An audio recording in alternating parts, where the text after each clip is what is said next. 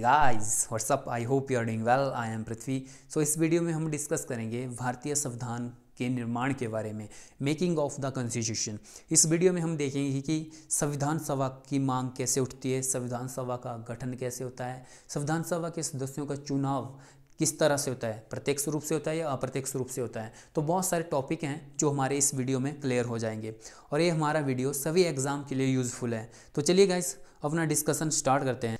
एक लंबे संघर्ष के बाद, एक लंबे स्ट्रगल के दौर के बाद भारत अपने स्वतंत्रता के पीक पर था और भारतीयों के सिर पर एक बहुत बड़ी जिम्मेवारी आने वाली थी और वो थी भारत के संचालन की। भारत स्वतंत्र होने वाला था और भारत के संचालन की जिम्मेवारी भारतीयों पर आने वाली थी और भारतीय चाहते थे कि उनको एक ऐसा मार्गदर्शक मिले जो उनके देश को लगातार प्रगति की राह पर ले जाए और भारतीयों को जो है स्वतंत्रता प्रदान करे। मतलब आपको पता है कि भारतीय जो थे एक लंबे दौर से जो थे वो गुलामी की ज़िंदगी जी रहे थे।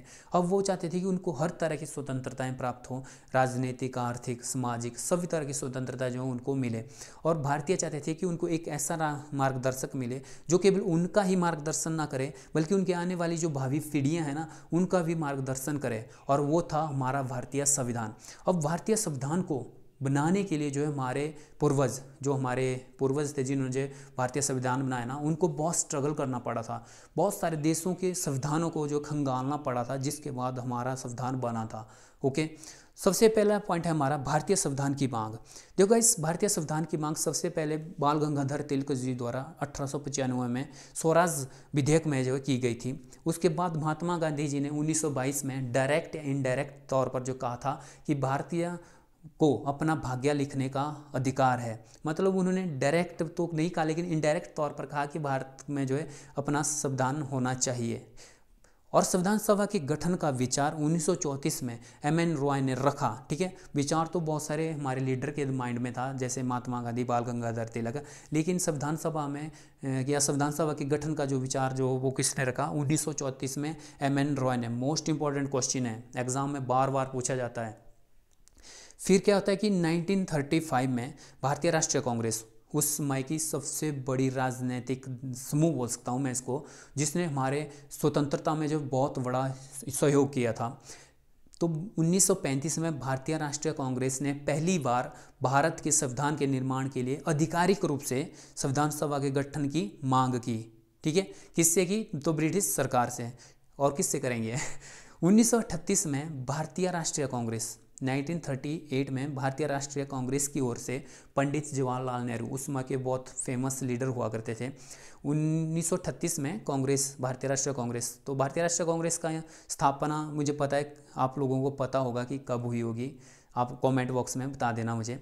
तो 1938 में भारतीय राष्ट्रीय कांग्रेस की ओर से पंडित जवाहरलाल नेहरू ने जो है भारतीय संविधान सभा की घोषणा की कि भारत का जो एक संविधान सभा बनाई जाएगी जो भारत के संविधान पर काम करेगी। तो फिर इसी बात को, किस बात को, तो कांग्रेस के जो संविधान सभा के निर्माण की बात को जो है ब्रिटिश सरकार द्वारा जो है सैद्धांतिक रूप से एक्सेप्ट कर लिया जाता है 1940 में, जिसे हम अगस्त प्रस्ताव कहते हैं। और इसमें जो है ब्रिटिश कहते हैं कि भारतीयों के लिए जो है संविधान सभा का निर्माण किया जाएगा और जिसमें अधिकांशतः भारतीय होंगे। और जब ब्रिटिश कहते हैं कि इसमें अधिकांशतः भारतीय होंगे, तो भारतीय कहते हैं पगला गए हो का, इसमें सभी भारतीय होंगे और कोई बाहरी हस्तक्षेप इसमें नहीं होगा।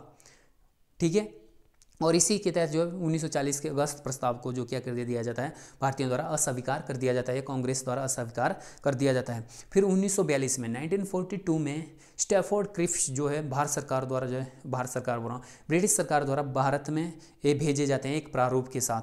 और इसमें क्या कहा जाता है, इसमें कहा जाता है कि भारतीय संविधान सभा का निर्माण किया जाएगा और संविधान को जो है एक्सेप्ट किया जाएगा, लेकिन दूसरे विश्व युद्ध के बाद। और आपको पता है दूसरा विश्व युद्ध का ये दौर चल रहा था 1939 से 1939 से लेकर 1945 तक जो है द्वितीय विश्व युद्ध होता है।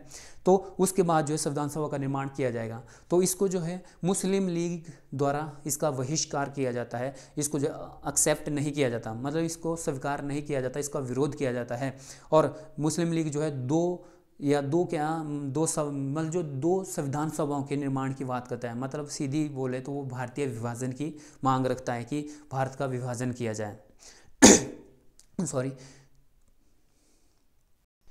फिर 1946 में कैबिनेट मिशन को भारत भेजा जाता है। मोस्ट इंपॉर्टेंट क्वेश्चन कि कैबिनेट मिशन कब भारत आता है, तो 1946 में। करेक्ट जो इसकी डेट है वो है 24 मार्च 1946 को कैबिनेट मिशन भारत आता है। और इसके सदस्य के बारे में भी एग्जाम में पूछा जाता है कि कैबिनेट मिशन में जो है कौन कौन सदस्य थे, तो पैथिक लॉरेंस, स्टैफोर्ड क्रिप्स वही थे जिन्होंने 1942 में जो कैबिनेट, जिसे हम क्रिप्स मिशन कहते हैं, ओके, और अलेक्जेंडर, तो ये तीनों सदस्य थे जो भारत में आते हैं कैबिनेट के द्वारा, मतलब ये भारतीय ब्रिटिश कैबिनेट होती है उसके सदस्य होते हैं, और ये 1946 में भारत में आते हैं और एक अपने प्रस्ताव के द्वारा, अपने प्रस्ताव के साथ। और भारत में कब पहुंचते हैं, तो 24 मार्च 1946 में। इस डेट को याद रखना आप लोगों को, ओके। और इसके द्वारा जो क्या कहा जाता है कि ये कहता है कि क्योंकि जो मुस्लिम लीग थे उन्होंने जो है 2 संविधान सभाओं की मांग रखी थी कि भाई मुस्लिमों के लिए अलग जैसे संविधान सभाएं हो, या तो भारत का अलग पाकिस्तान की मांग रखी। तो कैबिनेट मिशन ने जो है इस मांग को जो ठुकरा दिया कि भाई कोई भी 2 संविधान सभाओं की मांग जो है, या 2 संविधान सभाएं नहीं होंगी, एक ही संविधान सभा होगी। और इसने बिल्कुल क्लियर कह दिया कि एक ऐसी संविधान सभा बनाई जाए जो काफ़ी हद तक जो है मुस्लिम लीग को संतुष्ट करे, सेटिस्फाई करे, और इसको जो सभी एक्सेप्ट कर लेते हैं, और फिर बनती है संविधान सभा। संविधान सभा का गठन नवंबर 1946 में होता है। एक इम्पॉर्टेंट डेट है, संविधान सभा का गठन कब होता है, तो नवंबर 1946 में। संविधान सभा की कुल सदस्य संख्या 389 थे, 390 जो है संविधान सभा की कुल सदस्य संख्या थी, और जिसमें से 296 सीटें ब्रिटिश भारत की थी। ब्रिटिश भारत हम उसको कहते हैं गाइस जहाँ पर जो है ब्रिटिशों का अधिकार था, ठीक है। और उन 296 में से ये जो 296 ब्रिटिश सरकार की, ब्रिटिश भारत की जो सीटें थी, उसमें से 4 सीटें मुख्य आयुक्त प्रांतों के लिए थी। अब 4 मुख्य आयुक्त प्रांत थे जो आपको पता होने चाहिए। इनके नाम, पहला है दिल्ली, दूसरा है अजमेर, तीसरा है कुर्ग, और चौथा है बलूचिस्तान। मुख्य आयुक्त प्रांत गाइस जिस तरह जो आज के आपके केंद्र शासित प्रदेश होते हैं ना, उसमें जो थे मुख्य आयुक्त प्रांत हुआ करते थे, और 4 सीटें जो थी इन आयुक्त प्रांतों की थी, और 93 सीटें देसी रियासतों के लिए थी। अब देसी रियासतें वो होती थी जहाँ पर जो राजा और महाराजा जो है अधिकार वो करते थे, या उनका जो शासन उन रियासतों में चलता था। तो 93 सीटें उन देसी रियासतों के लिए थी। और जो ये सीटें थी ना, अब आपके माइंड में क्वेश्चन आ रहा होगा कि 389 ई सीटें क्यों, क्योंकि जो सीटें थी उनको जनसंख्या के अनुपात पर आवंटित की गई थी, मतलब 10 लाख सीटों पर जो एक सीट आवंटित की गई थी। तो इस तरह जो 389 सीटों का निर्माण हुआ, ओके। संविधान सभा का चुनाव, अब देखते हैं कि संविधान सभा का चुनाव कैसे होता है। संविधान सभा जो थी उसमें कुछ सदस्य तो निर्वाचित थे, निर्वाचित मतलब जो इलेक्टेड, जो चुनाव लड़के आए, और कुछ जो थे नामांकित थे। नामांकित मतलब जैसा कि आज होता है राज्यसभा के लिए जो है 12 सीटें जो है जिसमें राष्ट्रपति जो है नामांकित करता है सदस्यों को, तो नामांकित होते हैं जो चुनाव लड़कर नहीं आते हैं, ओके। तो संविधान सभा में जो कुछ सदस्य निर्वाचित थे तो कुछ नामांकित थे। संविधान सभा के सदस्यों का चुनाव अप्रत्यक्ष रूप से किया गया। देखो गाइस, जो संविधान सभा के जो सदस्य थे ना, उनको जो केवल पब्लिक, उनको जो है जनता द्वारा जो है नहीं चुना गया था। अब कैसे चुना गया था, ये भी आपके माइंड में क्वेश्चन आ रहा होगा। तो जो संविधान सभा के सदस्य थे ना, उनको प्रांतीय असेंबली द्वारा, या मैं बोलूँ प्रांतीय विधानसभाओं द्वारा चुना गया। मतलब उसमें जो जिस तरह आज के राज्य थे ना, उसमें जो उस तरह जो प्रांत हुआ करते थे, जैसे मुंबई, मद्रास, इस तरह के प्रांत हुआ करते थे। तो वहाँ पर जो थी विधानसभाएं होती थी, तो उनके द्वारा जो था वो प्रांतीय विधानसभाएं होती थी, जो इनके द्वारा जो था वो संविधान सभा के सदस्यों को चुना गया। अब आपके माइंड में क्वेश्चन आ रहा होगा, तो जो प्रांतीय विधानसभाएं थी या प्रांतीय असेंबली थी, उनके सदस्यों को कौन चुनकर लाते थे, तो वो जो पब्लिक के द्वारा चुने जाते थे, जनता के द्वारा चुने जाते थे। लेकिन उसमें जो वोट देने का अधिकार था ना, वो कुछ ही लोगों को था, मतलब जिनके पास कुछ क्राइटेरिया था, या जिनके पास अपनी संपत्ति होती थी, मतलब या रिच कहूँ तो मैं, तो जो लोग रिच हुआ करते थे और जो एजुकेटेड हुआ करते थे, उनको जो है उनको ही जो था वोट देने का अधिकार था। तो उन्हीं के द्वारा जो है वो प्रांतीय असेंबली के सदस्य चुने जाते थे। फिर प्रांतीय असेंबली द्वारा जो है किनको चुना गया, संविधान सभा का। तो एग्जाम में पूछा जाता है कि जो हमारी संविधान सभा का जो गठन हुआ था या चुनाव हुआ था, वो प्रत्यक्ष रूप से हुआ था, मतलब प्रत्यक्ष जनता द्वारा चुनी गई थी, तो बिल्कुल गलत। जो हमारी संविधान सभा थी वो जनता द्वारा नहीं चुनी गई थी। तो किसके द्वारा चुनी गई थी, तो प्रांतीय असेंबलियों द्वारा, ओके। ये बात आपने अपने माइंड में गांठ बांध दो। जो चुनाव होते हैं वो जुलाई अगस्त 1946 में, मतलब जुलाई और अगस्त के महीने 1946 में हुए, जिसमें कांग्रेस जो एक बहुत बड़े बहुमत के साथ जो है जीतती है 208 सीटें। तो 208 सीटें किसको मिलती है? कांग्रेस को मिलती है। मुस्लिम लीग को 73 सीटें मुस्लिम लीग को मिलती हैं। 15 सीटें स्वतंत्र सदस्य, मतलब जो किसी भी पार्टी से नहीं होते, बिल्कुल इंडिपेंडेंट खड़े हुए होते हैं, तो 15 सीटें उनको मिलती हैं। ओके, तो जो देसी रियासतें, अब आपके माइंड में क्वेश्चन आ रहा होगा कि जो 93 जो सीटें थी वो देसी रियासतों की थी, तो उनका क्या हुआ? तो जो देसी रियासतें थी उन्होंने संविधान सभा से जो है खुद को अलग रख लिया, वो जो है संविधान सभा में एंटर नहीं हुए, उन्होंने बिल्कुल सेपरेट अलग से रहे, ना ही उन्होंने कोई चुनाव लड़े, वो कुछ नहीं, बिल्कुल अलग रहे। अब वोटिंग हो चुकी है, संविधान सभा का गठन हो चुका है और पहली बैठक होती है 9 दिसंबर 1946 को संविधान सभा की। मोस्ट इम्पॉर्टेंट, संविधान सभा की जो पहली बैठक होती है वो कब होती है? तो 9 दिसंबर 1946 को। और पहली ही बैठक का जो है मुस्लिम लीग द्वारा बहिष्कार कर दिया जाता है और अलग पाकिस्तान की मांग की जाती है। देखो क्या होता है कि यहाँ पर जो कांग्रेस थी वो बहुत ज़्यादा वोटों से या बहुत ज़्यादा सीटों से जीती हुई थी, और जो कांग्रेस जो मुस्लिम लीग थी उनको कितनी सीटें मिली थी? तो उनको मिली थी 75 सीटें। ठीक है, तो केवल 75 सीटें के बाद जो है जो मुस्लिम लीग थे वो सरकार तो नहीं बना सकती, सरकार तो जिसका बहुमत होगा उसी की बनेगी।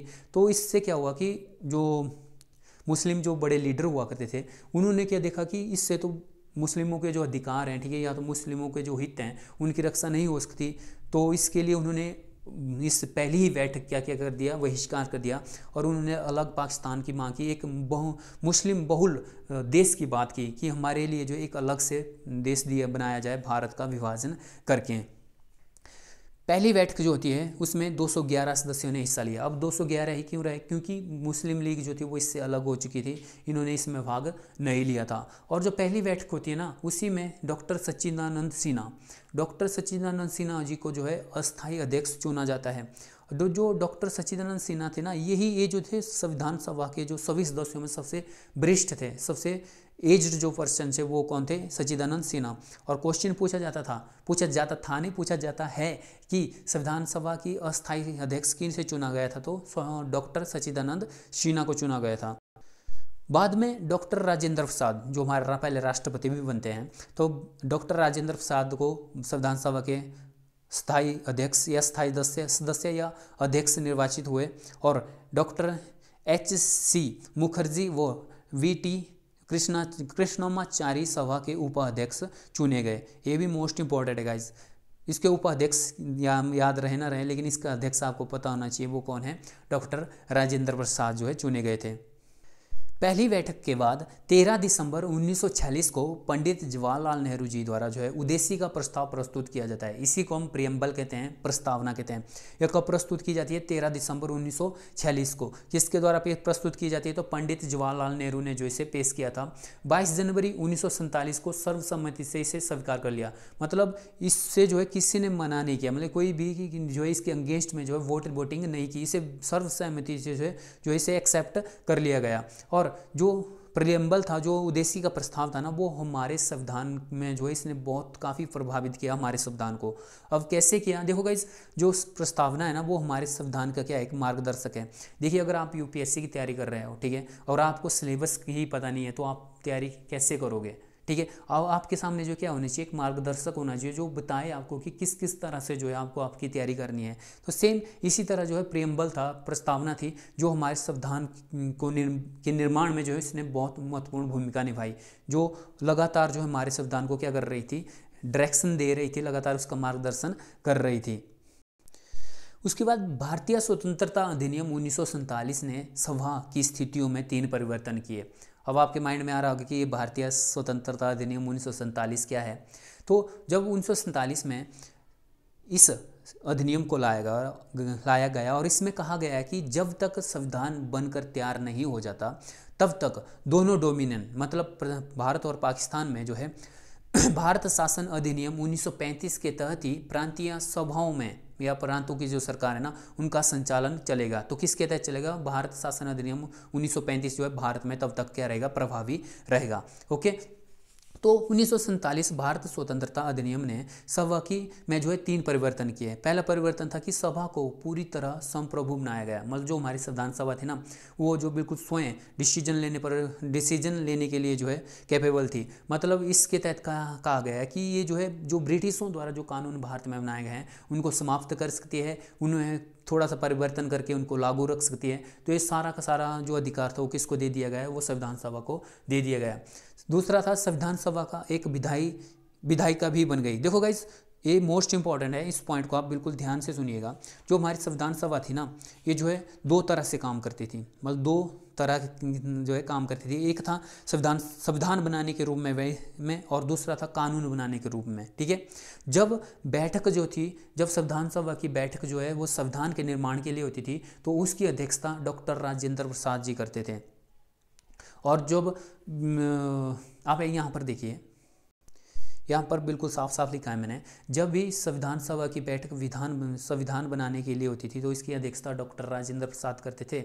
जब संविधान सभा की बैठक बतौर विधायिका, मतलब कानून बनाने के लिए जो है संविधान सभा की बैठक होती थी, तो इसकी अध्यक्षता जी.बी. मावलकर करते थे। तो कौन करते थे? जी.बी. मावलकर। तो क्वेश्चन पूछा जाएगा कि संविधान सभा की बैठक जब संविधान बनाने के लिए होती थी तो इसकी अध्यक्षता कौन करते थे? डॉक्टर राजेंद्र प्रसाद। और जब संविधान सभा की बैठक जो है बतौर विधायिका होती थी तो इसकी अध्यक्षता कौन करते थे? तो जी.बी. मावलकर। मोस्ट इंपॉर्टेंट है। तीसरा जो परिवर्तन था वो था संविधान सभा के सदस्यों की कुल संख्या 389 से घटकर 299 हो गई। अब ये कैसे हो गई? आपको पता है कि मुस्लिम लीग के सदस्य जो थे वो भारतीय संविधान से अलग हो गए थे, और इसी वजह से सन 1946 में माउंटबेटन योजना जो थी ना, जो हमारी माउंटबेटन योजना प्रस्तुत की गई थी, तो माउंटबेटन योजना के तहत ही इन सदस्य संख्या, जो संविधान की सदस्य संख्या जो 389 थे, उनकी जो सदस्य संख्या कितनी हो जाती है? 299 हो जाती है, 299। ओके, ब्रिटिश प्रांतों की अब इन 299 जो सदस्य सीटें थी, इनमें ब्रिटिश प्रांतों की जो सीटें थी वो अब रह गई 229, और जो देशी रियासतें जो सबसे पहले जो इलेक्शन हुए थे संविधान सभा के लिए उसमें शामिल नहीं हुए थे, तो उनकी जो सीटें थी वो भी आकर गिर कर जो है कितनी रह गई? 70 सीटें रह गई। ठीक है, मतलब इन सब सीटों का जो है कम होने का रीज़न क्या था? तो भारत पाकिस्तान का विभाजन, मुस्लिम लीग का भारतीय संविधान से अलग होना। ओके, तो इस तरह भारतीय स्वतंत्रता अधिनियम 1947 के तहत जो भारतीय संविधान सभा में जो है 3 परिवर्तन हुए थे। आपसे पूछे जा सकते हैं कि वो परिवर्तन कौन कौन से थे। पहला, संविधान सभा को पूरी तरह संप्रभु बनाया गया। दूसरा, संविधान सभा एक विधायिका भी बन गई। तीसरा, संविधान सभा के सदस्यों की संख्या जो है 379 से गिरकर 299 हो गई। ओके, तो गाइज ये था संविधान सभा का निर्माण। अभी ये टॉपिक जो है कंप्लीट नहीं हुआ। नेक्स्ट वीडियो में हम डिस्कस करेंगे संविधान सभा की समितियाँ, जैसे संघ शक्ति समिति, संघीय संविधान समिति, प्रारूप समिति। ठीक है, जो इंपॉर्टेंट समितियाँ हैं उन पर नेक्स्ट वीडियो हम डिस्कस करेंगे। उसके बाद जो है हमारी संविधान सभा द्वारा जब संविधान बनकर तैयार होता है तब हमारा इस संविधान सभा का निर्माण जो टॉपिक है वो कंप्लीट होता है। ओके, तो मिलते हैं नेक्स्ट लेक्चर में, तब तक के लिए बाय बाय गाइज।